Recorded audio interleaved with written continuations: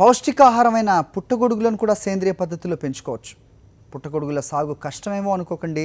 నిజానికి కూరగాయల కన్నా వీటిని పెంచడం చాలా సులభం. ఏడాది పొడవునా సాగు చేసుకోవచ్చు కూడా. ఈరోజు సాగుబడిలో పుట్టగొడుగుల పెంపకం గురించి తెలుసుకుందాం.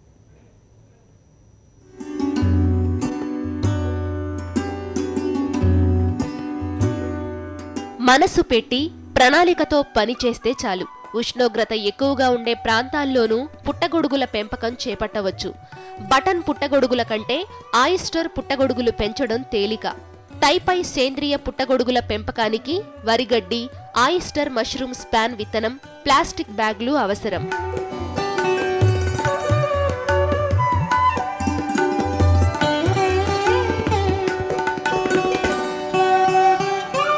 ముందుగా గడ్డి బ్యాగ్లను తయారు చేసుకోవాలి.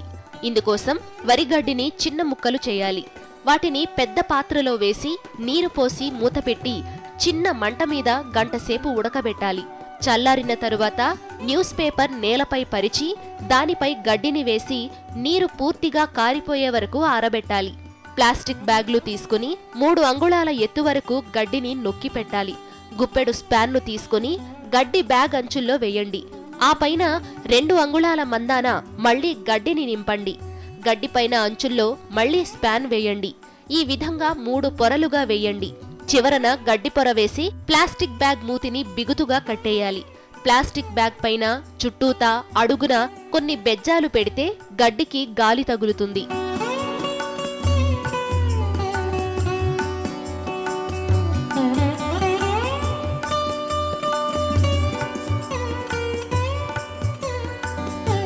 పుట్టగొడుగుల పెంపకం చాలా సులువు. ఒక మూలన చీకటిగా చల్లగా ఉండే చోటులో, అది కాంక్రీట్ షెల్ఫ్ కావచ్చు, కబ్బోర్డ్ కావచ్చు, లేదా మంచం కింద పెట్టె కావచ్చు, దాన్ని శుభ్రం చేసి దాని లోపల అంతటా డెటాల్ నీటితో శుభ్రం చేసి తడి ఆరనివ్వండి. గడ్డి బ్యాగ్లను అందులో పెట్టి నల్లని వస్త్రం లేదా గోనె సంచితో కప్పండి. వాతావరణం వేడిగా ఉన్నట్లయితే ఆ వస్త్రం లేదా గోనె సంచిపై రోజుకు 2 సార్లు నీటిని చిలకరించి తడిగా ఉండేలా చూడండి. 3 లేదా 4 రోజుల్లో స్పాన్ ఉన్న చోట తెల్లని బూజులాంటిది కనిపిస్తుంది. బ్యాగ్లో ఆకుపచ్చని బుడిపెల్లాంటివి ఏమైనా కనిపిస్తున్నాయేమో చూడండి. అలాంటివి ఉంటే చెడిపోయినట్లు లెక్క. అటువంటి బ్యాగ్ను తీసి పక్కకు పెట్టేసి ఆకుపచ్చగా ఉన్న చోట బ్యాగ్ను కత్తిరించి చిటికెడు ఉప్పును చల్లండి. అంతా సవ్యంగా ఉంటే 2 వారాల్లో బ్యాగ్ మొత్తం తెల్లగా పొరతో నిండిపోతుంది.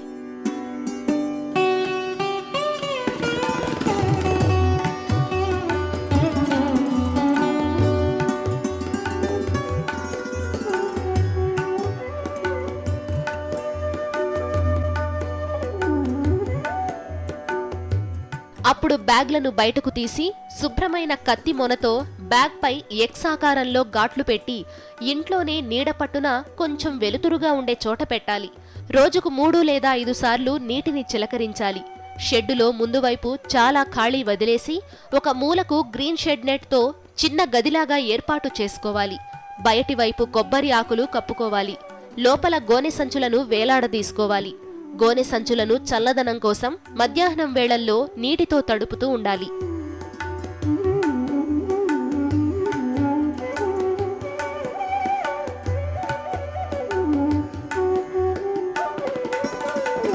బ్యాగ్లకు గాట్లు పెట్టిన చోట్ల బుడిపెలు పెరుగుతూ ఉంటాయి. అవి తేమ ఆరిపోకుండా రోజుకు 5 సార్లు నీటిని చల్లుతుండాలి. 3 నుంచి 5 రోజుల్లో ఈ బుడిపెలు పుట్టగొడుగులుగా విస్తరిస్తాయి. గ్రీన్ హౌస్లో 28 నుండి 30 డిగ్రీల ఉష్ణోగ్రత ఉండేలా చూడాలి. వేడి వాతావరణంలోనూ పుట్టగొడుగులు పెంచవచ్చు. గ్రీన్ హౌస్లో నేల మీద ఇసుక పోసి తడుపుతూ ఉంటే చల్లగా ఉంటుంది.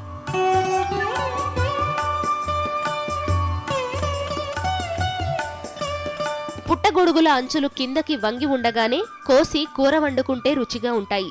ముదిరితే అంచులు పైకి ముడుచుకుంటాయి. అప్పుడు రుచి తగ్గుతుంది. పుట్టగొడుగుల పెంపకంలో పరిశుభ్రత చాలా ముఖ్యం. పుట్టగొడుగుల పెంపకం ప్రారంభానికి అనువైనది శీతాకాలమే. ఇంకెందుకు ఆలస్యం? సాగుబడి డెస్క్, సాక్షి న్యూస్.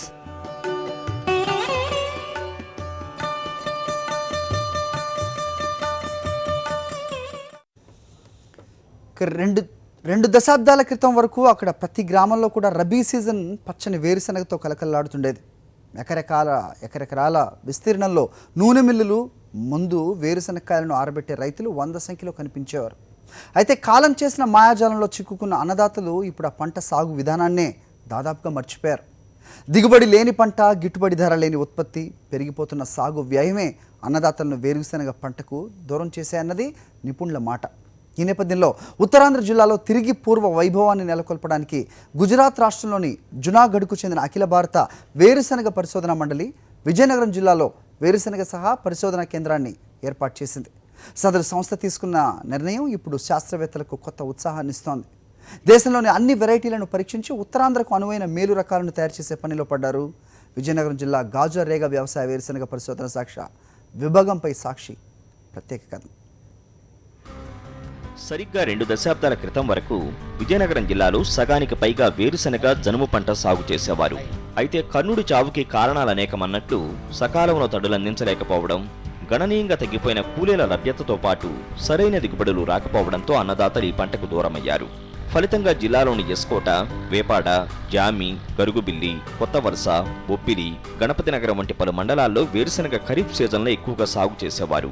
అప్పట్లో వ్యాపారులే నేరుగా రైతుల పొలాలకు వెళ్లి పంటను కొనుక్కోవడంతో పాటు కోత కూసిన వేరుశనగను ఆరబెట్టడానికి కూడా పెద్ద పెద్ద ప్లాట్ఫామ్లను నూనె మిల్లుల యాజమాన్యాలే తయారు చేసేవారు. అయితే పంట సాగుబడిలో వచ్చిన అనూహ్య మార్పుల కారణంగా జిల్లాలో 90% మందికి పైగా రైతులు ఈ పంటకు స్వస్తి చెప్పారు. వేరుశనగకు బదులుగా మొక్కజొన్న, చెరకు వంటి పంటల వైపు ఆకర్షితులయ్యారు. వేరుశనగ పంట సాగును పెంచాలని జాతీయ వేరుశనగ పరిశోధన సంస్థ నిశ్చయించుకుంది. దానిలో భాగంగానే విజయనగరం జిల్లాలోని ప్రాంతీయ వ్యవసాయ సాగు క్షేత్రంలో వేరుశనగ పరిశోధన కేంద్రాన్ని నెలకొల్పారు. దీంతో ఏడాది కాలంగా స్థానికంగా మనుగడ సాగించే వంగడాలను మరింత అభివృద్ధి చేసే పనిలో పడ్డారు శాస్త్రవేత్తలు. 2 దశాబ్దాలుగా మొక్కజొన్న పంట వచ్చిన తర్వాత ఈ వేరుశనగ అనేది క్రమేపీ కనుమరుగైపోయింది. ఎందుకంటే బాగా లేబర్ని అవసరం. వేరుశనగ అంటే విత్తనం వేయడమే కానీ, లేకపోతే కలుపు తీయడం కానీ, కొయ్యడం, భూమిలోంచి లాగడం అన్నీ కూడా సరైన తేమ ఉండాలి, లేకపోతే గింజలు లోపల ఉండిపోతాయి. చాలా ఇవన్నీ కూడా మట్టిని మొదలుకి ఎగదోయడం, రకరకాల సస్యరక్షణ పద్ధతులు కానీ, లేకపోతే సమగ్ర యాజమాన్యం అంతా కూడా కొద్ది కష్టంగా ఉండేది. అయితే మొక్కజొన్న అనేది ఏంటంటే ఈ పౌల్ట్రీ ఫారాలు రావడం వల్ల, లేకపోతే వేరే ఇండస్ట్రీ, స్టార్చ్ ఇండస్ట్రీ రావడం వల్ల మొక్కజొన్న రైతుల దగ్గరికి వచ్చే ఇలా కొనుక్కొని వెళ్ళడం వల్ల ఏంటంటే ఈ వేరుశనగ మీద ఇంట్రెస్ట్ అనేది రైతులకి తగ్గిపోయింది. మొక్కజొన్నలో కూడా రాబడి కూడా ఎక్కువగా రావడం కూడా ఒక కారణం. దీన్ని బట్టి సుమారు 600% ఎక్కువగా మొక్కజొన్న తలకు విస్తీర్ణం పెరిగిపోయి ఈ గోగు అలాగే వేరుశనగ కూడా గణనీయంగా తగ్గిపోయిందండి. అయితే దీన్ని దృష్టిలో ఉంచుకొని అఖిల భారత వేరుశనగ పరిశోధన మండలి ఐసీఆర్ వాళ్ళు, జునాగఢ్ వాళ్ళు గత సంవత్సరం అంటే 2015 ఖరీఫ్ నుంచి విజయనగరం పరిశోధనా కేంద్రాన్ని ఒక సహా పరిశోధనా స్థానంగా వాలంటరీ సెంటర్గా గుర్తించి వాళ్ళు దేశంలో లభ్యమైనటువంటి అన్ని వరి వంగడాలని మన ప్రాంతానికి పంపించి మన ప్రాంతంలో ఏవి సరిగా పనిచేస్తాయి అంటే ఉత్తర కోస్తాలు చూస్తే ప్రధానమైన సమస్య ఏంటంటే గోగులో వేరుశనగలో వేరుశనగ తలక అడుగునున్నటువంటి కనుపు నడిమి విపరీతంగా పెరిగిపోయి మొక్కలు 3.5 నుంచి 4 అడుగులు కూడా పెరిగిపోయి, కొన్నిసార్లు 5 అడుగులు కూడా వేరుశనగ మొక్కలు తీగలు అంత పొడవు కూడా ఉండడం జరుగుతుంది. వేరుశనగలో అడుగునుండేటువంటి పువ్వు భూమిలోకి వెళ్ళాలి, ఆ భూమిలోకి వెళ్ళినటువంటి పువ్వు కాయగా మారుతుంది. కాబట్టి ఆ యొక్క గైనోఫోర్ లోపలికి వెళ్లకుండా ఎప్పుడైతే ఏపుగా పెరిగిపోయిందో ఆ పువ్వు అనేది లోపలికి వెళ్లకుండా దిగుబడి గణనీయంగా తగ్గిపోతుంది. ఇక్కడ తేమ శాతం ఎక్కువగా ఉండడం వల్ల ఈ కోస్తా మండలంలో ఈ సమస్య ఏ రకాన్ని తెచ్చినా కూడా ఆ రకంగా పెరగడం జరుగుతుంది. K9 అనే రకం చాలా గిడసబారి రకం, చాలా అద్భుతమైనటువంటి రకం K9 అని, K6 అని. కానీ మన ప్రాంతంలో ఇక్కడ చూస్తే అవి కూడా వేరే రకాలతో పోలిస్తే చాలా అద్భుతంగా ఉన్నాయి, చక్కగా ఉన్నాయి. కానీ ఎదుగుదల మాత్రం సుమారు ఆ రకంగా 3 అడుగుల వరకు పెరగడం జరిగింది. అంటే ఈ ప్రాంతంలో ప్రధానమైన సమస్య. ఇప్పుడు ఈ యొక్క సమస్యని వాళ్ళకి వేరుశనగ అభివృద్ధి మండలికి, వాళ్ళకి జునాగఢ్ వారికి, గుజరాత్ వాళ్ళకి చెప్పినప్పుడు వాళ్ళన్ని రకాలు ఈ సంవత్సరం రబీని ఖరీఫ్లో ఇచ్చారు. కొన్ని ట్రయల్స్ కండక్ట్ చేసాం. వాటిలో వచ్చేటువంటి సమస్యలు ఏ రకంగా తట్టుకోవాలి, వాటి తాలూకా సమగ్ర సస్యరక్షణ ఏ రకంగా చేయాలి, సమగ్ర పోషకాజం ఏ రకంగా చేయాలి, అన్ని రకాలుగా బ్రీడింగ్ అంటే మనకి వృక్ష ప్రజననం ఏం చేయాలి, మొక్కల్లో ప్రజననం బ్రీడింగ్ విభాగంలో కూడా అన్ని ట్రయల్స్ని ఇక్కడ ఇవ్వడం జరిగింది. సో ఇవన్నిటిని మనం ఉపయోగించి రైతులకి ఏ రకంగా మనం సాయం చేయాలి, పోయినటువంటి గత వైభవాన్ని మనం ఏ రకంగా తీసుకురావాలి, అందుకని చెప్పి వేరుశనగలు ఇక్కడ మల్టీ లొకేషన్ ట్రయల్ అనేది పూర్వం నుంచి కూడా ఇక్కడ మనం చేస్తూ ఉన్నాం. సో అంటే మన రాష్ట్రంలో ఉండే అన్ని రకాల్లో ఇక్కడ తీసుకొచ్చి ఇక్కడ మనం పరిశోధన చేస్తున్నాం. అది ఇక్కడ మనకి ఫీల్డ్లో కూడా ఉంది ఇప్పుడు. సో దాంట్లో ఎటువంటి తెగుళ్ళు వస్తున్నాయి, దాంట్లో ఎటువంటి దిగుబడి ఉంది, అలాగే లోపల ఎన్ని ఓడలు ఉన్నాయి, అందులో ఎన్ని పిక్కలు ఉన్నాయి, ఎన్ని బ్రాంచెస్ శాఖలు ఉన్నాయి, దాని తాలూకా పాడ్ వెయిట్ ఎంత ఉంది అని చెప్పి మొత్తం అన్ని డేటా కూడా తీసుకొని అందులో దాన్ని బట్టి మనం అధిక దిగుబడి వచ్చినటువంటి రకాలని రైతులకు అందజేయడం జరుగుతుంది. జిల్లాలో గతంలో K6, K9 వంటి రకాలు అధిక దిగుబడులు ఇచ్చావని, రాను రాను ఇవి అనూహ్యంగా 2 నుంచి 3 అడుగులు ఎత్తు పెరగడం వల్ల వీటి పువ్వు నేలలోకి వెళ్ళక సరైన దిగుబడి రాకుండా పోయిందని తెలుసుకున్నారు. దీంతో గిడస రకాలను మరింత అభివృద్ధి చేసి ఇక్కడి నేలకు సరిపడా వంగడాలను తయారు చేసే పనిలో పడ్డారు. ఇందులో భాగంగా తొలి దశలో గిరిజన సబ్బుప్లాన్ అభివృద్ధి పథకంలో భాగంగా గిరిపుత్ర రైతులకు పూర్తి సబ్సిడీతో విత్తనాలను అందించారు. విజయనగరం, శ్రీకాకుళం, విశాఖపట్నం జిల్లాల్లో ఎంపిక చేసిన కొద్దిమంది రైతులకు విత్తనాలను సరఫరా చేసి సాగు కావలసిన అన్ని సాయాలను అందించారు. విజయనగరం జిల్లాలో కొత్తవలస, శ్రీకాకుళం జిల్లా సీతంపేట, విశాఖ జిల్లా లంబసింగిలో ఎంపిక చేసిన రైతుల ద్వారా సాగు చేపట్టారు. ఆ తర్వాత వారి పంట దిగుబడిని కూడా మరలా శాస్త్రవేత్తలే కొనుగోలు చేసేలా ఒప్పందం చేసుకున్నామని గాజుల రేగ వ్యవసాయ క్షేత్రం సీనియర్ శాస్త్రవేత్త పాత్రో చెబుతున్నారు. ఈ అఖిల భారత వేరుశనగ పరిశోధన మండలి వారు మరి ట్రైబల్ సప్లైన్ గిరిజన ఉప ప్రణాళిక పథకంలో భాగంగా గత సంవత్సరం ఖరీఫ్లో 30 మంది రైతులకి, అంటే జిల్లాకి 10 మంది మంచి రైతుల్ని సెలెక్ట్ చేసి గిరిజన రైతులు, కేవలం గిరిజన రైతులకి వేరుశనగ బ్రీడర్ సీడ్ అంటే బ్రీడర్ అంటే వృక్ష ప్రజలను శాస్త్రవేత్త తయారు చేసిన విత్తనాన్ని కది నుంచి తెప్పించి 3 టన్నులు తెప్పించడం జరిగింది. ఆ విత్తనాన్ని ఈ మన 3 జిల్లాలో శ్రీకాకుళంలో హిరమండలం, ఇక్కడ కొత్తవలస, అక్కడ చింతపల్లి ప్రాంతంలో అక్కడ నర్సీపట్నం, లంబసింగి ప్రాంతంలో రైతులకు ఇవ్వడం జరిగింది, గిరిజన రైతులకి.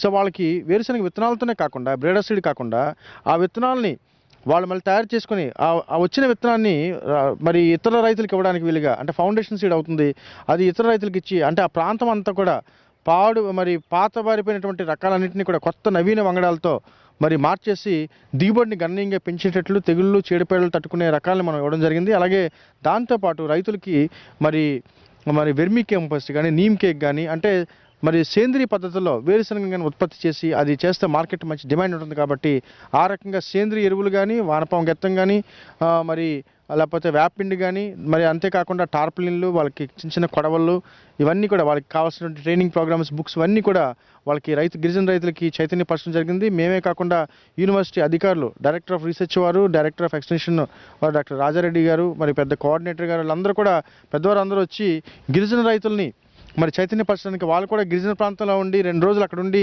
ఆ ప్రాంతం అంతా కూడా తిరిగి ఆ రైతుల్ని చైతన్యపరుస్తూ గిరిజన రైతులు బాగా అభివృద్ధి చెందాలంటే ఆర్థికంగా కొత్త పంటలు వాడుకోవడం చేయడం మనుగడలోకి తీసుకురావాల్సిన అవసరం ఉంది. కాబట్టి ఈ రకంగా ఈ పరిశోధనా స్థానం కేవలం పంటలను ఇక్కడ పండించడమే కాకుండా గిరిజన రైతులకి కూడా వాళ్ళు కేవలం కొత్త చిరుధాన్యాల్లో కానీ, లేకపోతే వేరుశనగలో కానీ వంగడాలన్నింటినీ కూడా వాళ్ళకి ఫ్రీగా, ఉచితంగా 100% ఫ్రీగా వాళ్ళకి ఇస్తూ మనం ఇటువంటి సేవల్ని అందించడం జరుగుతుంది. మొత్తం మీద రానున్న 2 ఏళ్లలో ఖచ్చితంగా ఏజెన్సీతో పాటు మైదాన ప్రాంత రైతులకు అనువైన విత్తనాలను తయారు చేస్తామని ప్రాంతీయ వేరుశనగ విత్తన పరిశోధన సంస్థ శాస్త్రవేత్తలు విశ్వాసం వ్యక్తం చేస్తున్నారు. ఈ పరిశోధనల ద్వారా గుజరాత్లో ఉన్న అఖిల భారత వేరుశనగ పరిశోధన మండలి చొరవతో ఉత్తరాంధ్ర జిల్లాల్లో మరలా వేరుశనగ పంటకు గత వైభవాన్ని తీసుకొస్తామని చెబుతున్నారు. ఈశ్వర్, కరస్పాండెంట్, సాక్షి న్యూస్, విజయనగరం జిల్లా. సాగుబడిలో చిన్న విరామం.